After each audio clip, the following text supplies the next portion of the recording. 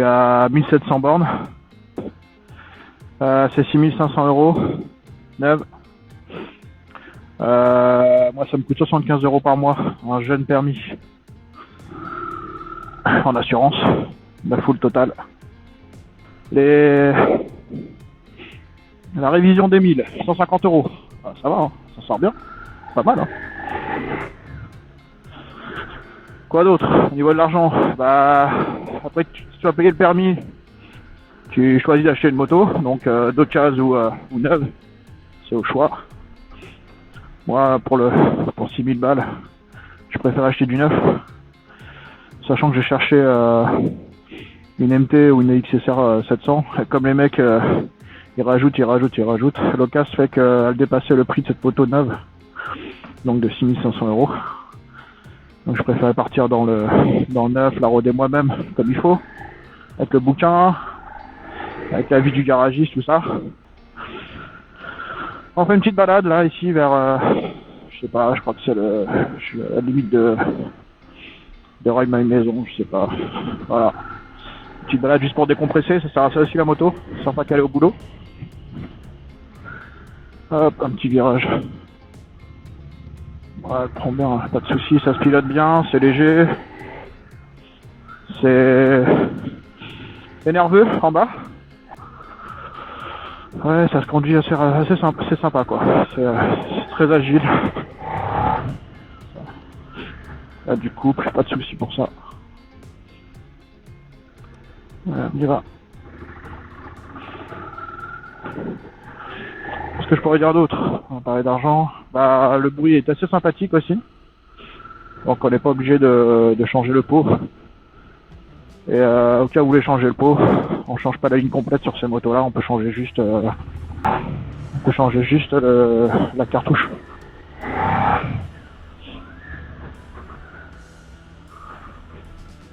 Allez, on va se le prendre. Tac. Ça va, ça les dodos.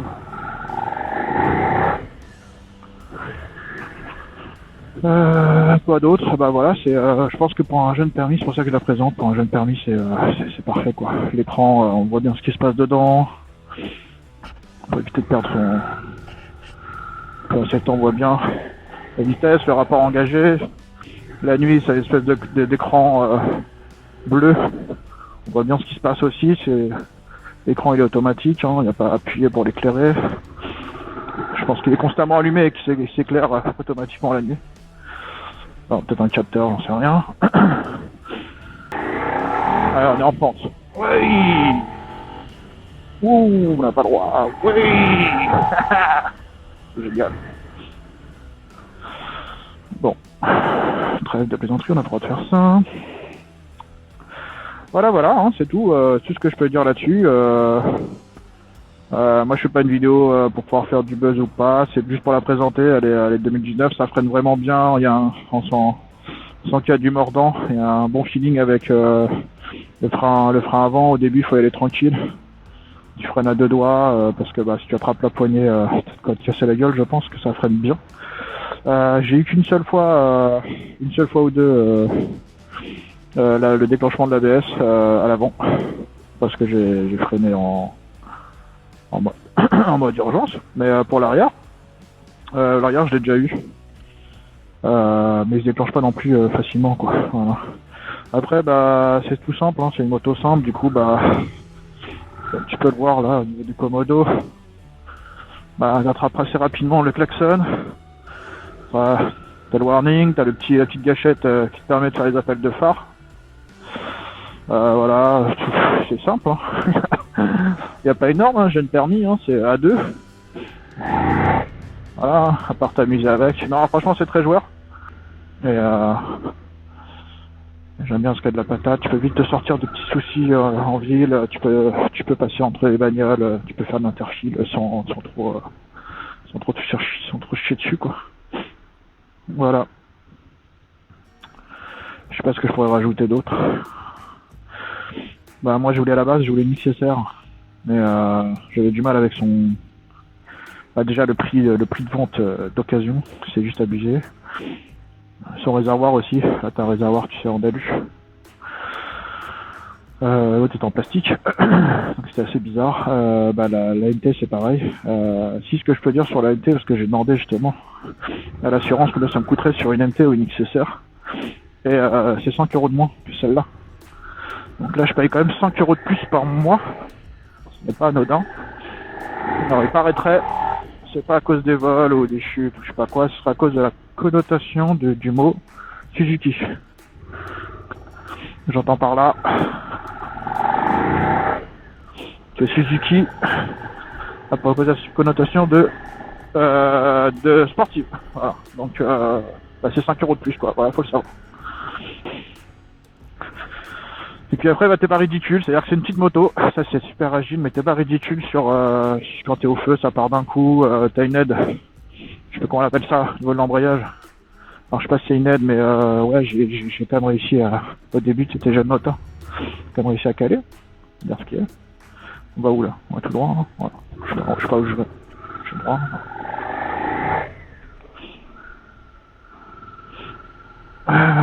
Quoi d'autre? Mais c'est pas mal aussi de partir comme un naze, tu vois.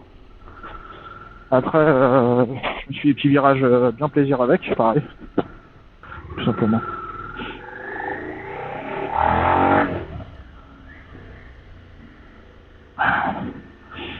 Donc après, est-ce que ça vaut le coup de vous montrer voilà, la patate que ça, les 0 à 100, il y en a d'autres qui font ça. Après, j'ai vu que pour l'instant, des démonstrations de SV jusqu'à 2018. Et ouais, si ce que je peux dire, c'est que moi j'ai changé la selle, vous allez voir ça dans la présentation de Suzette. Et ouais, c'est très maniable, tu vois. Je sais pas si j'entends un peu ronronner, tu vois, c'est ça que j'aime bien. C'est un V-Twin, du coup, ça gueule un peu, voilà, ça gueule même beaucoup. Donc après, t'as le pot et t'as ce petit V-Twin qui gueule, donc c'est cool, un peu rageur comme ça, waouh!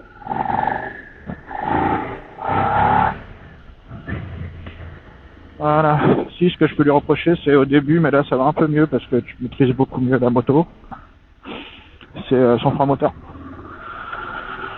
Il faut attraper, quand tu lâches la poignée, il faut bien attraper l'embrayage parce que sinon c'est un frein moteur de ouf et ça peut être un peu chiant, je pense, au début.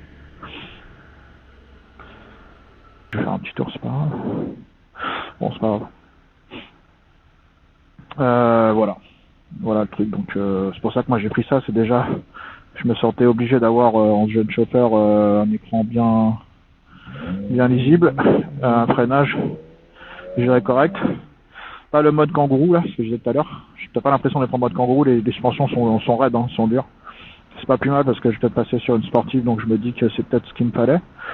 L'arrière est réglable, mais l'avant il est bien dur et ça me va très bien. Tu sens bien les aspérités de la route, donc quand tu regardes mal, tu sais si t'es sur le pavé. Et si tu sais si t'es sur le pavé ou si t'es sur un sol bien propre, donc t'as une bonne connexion du coup. Donc c'est bien, tu mets pas une en langue en partant.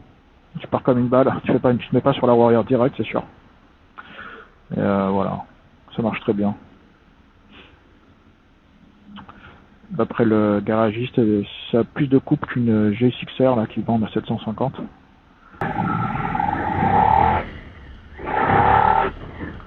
Et là, je dois rouler tranquille.